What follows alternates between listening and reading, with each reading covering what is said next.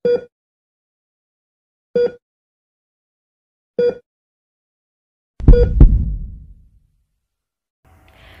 semuanya, Assalamualaikum warahmatullahi wabarakatuh. Welcome back to my YouTube channel. Kembali lagi bersama aku Nisa Nabila. Ya, seperti video pembuka yang udah aku tampilkan, di video kali ini aku mau membahas tentang video dan kasus yang saat ini lagi viral. Sebenarnya kasus ini tuh nggak baru kali ini terjadi, tapi mungkin lagi booming dan masuk ke telinga aku tuh akhir-akhir ini. So aku mau kasih edukasi juga untuk kalian, para calon orang tua, bahwa penting banget gitu ya, kalian tuh harus mencerna dan menyerap informasi yang sebenarnya bisa dipertanggungjawabkan. But sebelum ke videonya, aku mau ingetin dulu ke kalian yang baru pada join di YouTube channel aku, jangan lupa untuk dukung terus channel aku dengan cara subscribe supaya aku makin semangat buat videonya. Jangan lupa juga untuk di like dan jangan lupa juga untuk di share ke teman-teman kalian kalau video ini bermanfaat. Jadi tanaman herbal yang bisa disebut rumput Fatimah ini, aku emang nggak ada sampelnya, tapi aku bakal tampilin gambarnya, dan gambarnya seperti ini. Dan aku mau kasih tahu ke kalian sebenarnya tuh kandungan apa aja sih yang ada di tanaman herbal ini, dan kenapa bisa menyebabkan kematian janin seperti yang viral pada saat ini. Oke, yang mungkin kayak sedih sih pasti sebagai orang tua kehilangan janin bayi yang kita inginkan gitu ya. Tapi ya biarlah itu menjadi pelajaran untuk kita semua, dan semoga aja yang mengalaminya tuh diberi kesabaran dan ketabahan, dan semoga diganti yang lebih sama yang di atas gitu ya. Jadi buat kalian calon orang tua, wajib banget hati-hati, dan kalian harus cari informasi tuh yang sebenarnya. Juga kayak nanti aku bakal bahas juga tentang mitos-mitos apa aja yang sebenarnya tuh bahaya dan enggak. Oke, jadi tanaman itu sebenarnya udah gampang banget didapetin ya di toko-toko herbal, dan bahkan tuh udah dijadiin kayak cenderamata dan oleh-oleh.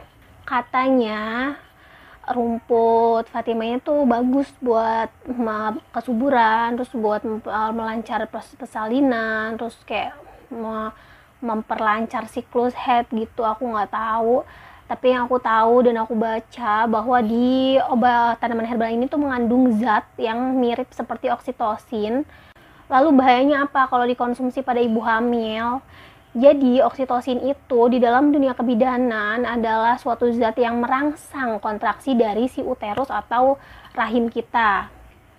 Seperti halnya induksi, tapi kalau pada dunia kesehatan kita itu punya dosis, dan ada maksimal dosis yang harus diberikan kalau misalnya ada pasien-pasien induksi. Nah, sedangkan kalau kita minum tanaman herbal ini sendiri, kita kan nggak pernah tahu tuh kandungan dari si oksitosinnya itu berapa. Jadi kayak memaksa kontraksi uterus. Jadi bahayanya kontraksi yang terus-menerus atau secara dipaksa itu tuh bisa membuat kematian janin. Kok bisa sih janinnya bisa meninggal? Kan bukannya kalau janin itu bernapas masih pakai plasenta dan masih dilindungi oleh ketuban. Ya, jadi di sini yang aku maksud itu adalah janin itu akan jadi distres. Distres itu apa? Ya, ketika janin itu mendapat aliran darah atau oksigen dari ibu itu nggak optimal. Itu bisa menyebabkan si janin itu distres, denyut jantungnya juga semakin cepat, karena kalian harus tahu ya, batasan denyut jantung normal pada bayi itu adalah sekitar 120 sampai dengan 160. Nah, ketika rahim itu dipaksa kontraksi dengan terus-menerus, kalian bayangin deh, kontraksi alami aja yang mungkin kadang masih ada jedanya aja bikin si ibu itu lemas gitu kan, si ibu tuh benar-benar kesakitan, apalagi kalau dipaksa kontraksi dengan cara terus-menerus. Kebayang nggak tuh sakitnya seperti apa, mulesnya seperti apa, dan janin itu bisa distres karena kekurangan aliran darah yang harusnya tuh aliran darahnya tuh lancar-lancar aja, tapi karena ada paksaan ini jadi aliran darahnya terhambat, si bayi distres, dan distres itu bisa membuat ya namanya juga janinnya kekurangan oksigen gitu. Sama aja seperti kita hidup, kekurangan oksigen pasti bisa menyebabkan kematian. Dan banyak kasus juga, tapi aku juga pernah kok, misalnya ada nih teman atau tetangga janinnya distres, tapi dia ya memang dikeluarkan secara paksa dengan cara sesar. Oke, kita kalau memang mau bahas ke situ, biasanya janin-janin yang distres memang akan dilakukan operasi sito atau operasi darurat untuk mengeluarkan dan menyelamatkan si bayi. Karena kalau misalnya kelamaan di dalam situ, asupan oksigen yang enggak bagus, janinnya sebelum janin meninggal, biasanya dokter akan mengambil tindakan operasi darurat, yaitu dengan cara disesar. Nah, kalaupun dia janinnya dikeluarkan, biasanya itu kebanyakan dan sebagian besar janinnya itu akan mengalami asfiksia, atau ketika keluar dari perut itu juga mengalami gagal nafas. Jadi harus benar-benar bantuan dengan resusitasi dan benar-benar harus didampingi dengan dokter-dokter spesialis anak dan dokter-dokter yang kompeten di bidangnya.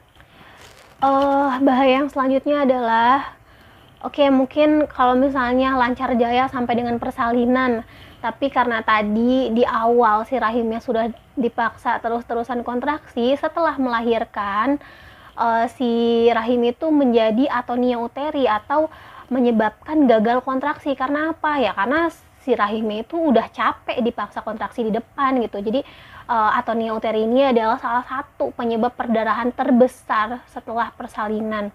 Karena yang bagus itu setelah persalinan pun harusnya si rahim itu harus masih kontraksi dan mules terus. Untuk apa ya? Untuk mengecilkan rahim yang tadinya rahim kita besar banget nih ketika bayi lahir.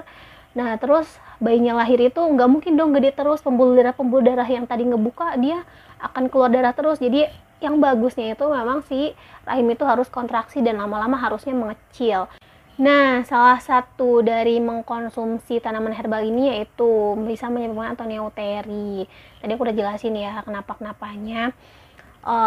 Lalu kalau misalnya udah terjadi atonia uteri gimana? Ya kalau nggak bisa balik lagi si kontraksinya karena uterusnya. Jadi kan rahim itu sebenarnya otot. Nah, otot itu kalau misalnya udah lelah ya dia akan meregang terus. Yaitu bisa menyebabkan kematian, perdarahan terbesar yang tadi aku bilang. Nah, aku kayak menganalisa kasus yang sekarang ini lagi viral, mungkin dia memang minum di usia kehamilan yang sudah mendekati persalinan. Mungkin maksudnya adalah ketika nanti ada kontraksi, itu akan memulai mules dan akan menjadi pembukaan dan mulesnya juga akan bagus. Mungkin niatnya adalah seperti itu. Tapi kembali lagi respon setiap orang adalah beda-beda. Sama juga dengan halnya respon terhadap obat, terhadap makanan, terhadap apapun itu pasti beda-beda teman-teman. Di kasus ini mungkin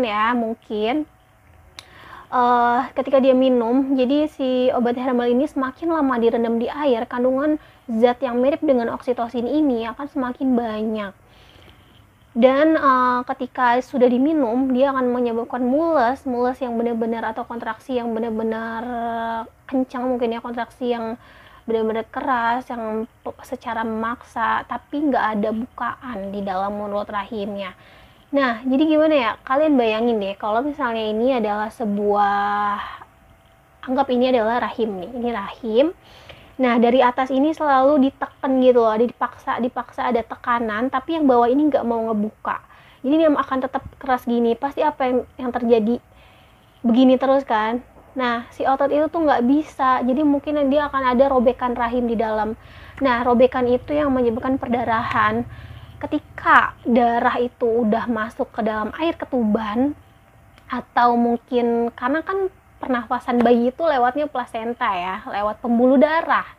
Nah, kalau pembuluh darahnya aja udah rusak gitu ya, pembuluh darah si rahimnya, terus ada perdarahan di dalam yang terhirup atau masuk ke dalam yang seharusnya tuh darah tuh nggak masuk ke cairan ketuban, tapi ini malah masuk, yaitu menyebabkan kematian janin yang sekarang mungkin lagi viral. Dan ketika rahim itu udah robek dan robekannya itu memang nggak bisa diperbaiki oleh dokter gitu ya, amit-amit gitu bisa sampai ke dalam angkat rahim. Kalau misalnya dia sudah dijahit tapi perdarahannya tetap terus-terusan daripada ibunya meninggal, biasanya tuh salah satu cara atau salah satu pilihan yang diambil adalah rahimnya diangkat. Serem banget kan, sampai sebahaya itu. So, berpesan kepada calon orang tua, kalian semua pasti adalah calon orang tua. Ketika kalian mencari informasi, kayak jangan cuma sekali, apalagi biasanya kalau produk-produk gitu kan mereka kan marketing ya, kan mereka jualan. Jadi mereka tuh nggak salah memasarkan jualannya supaya laku, tapi kita sebagai pembeli atau sebagai pengguna harus smart. Kita harus bisa mencerna informasi, menyerap informasi itu dari kayak harus ada perbandingannya, dan mungkin sih kalau bisa sesuai pengalaman teman kita. Tapi kadang pengalaman teman kita sama nanti yang akan kita alami tuh kan akan berbeda juga gitu. Jadi lebih baik menurut aku sekarang ini kan udah zaman apa ya, udah bukan kuno lagi gitu ya. Informasi udah benar-benar bisa diakses, dan ilmu itu udah terus-terusan diupdate.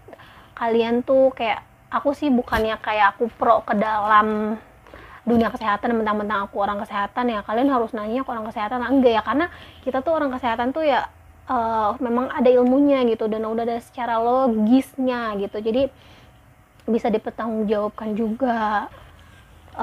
Kalau misalnya kalian bertanya gitu ya, kalau kalian misalnya masih bingung-bingung aku sebenarnya bisa nggak sih minum obat-obatan ini, obat-obat herbal ini, aku sih saranin kalau untuk obat herbal sebenarnya sih sah-sah aja, cuma kita nggak pernah tahu di dalam obat yang udah dikemas itu akan ada kandungan apa gitu.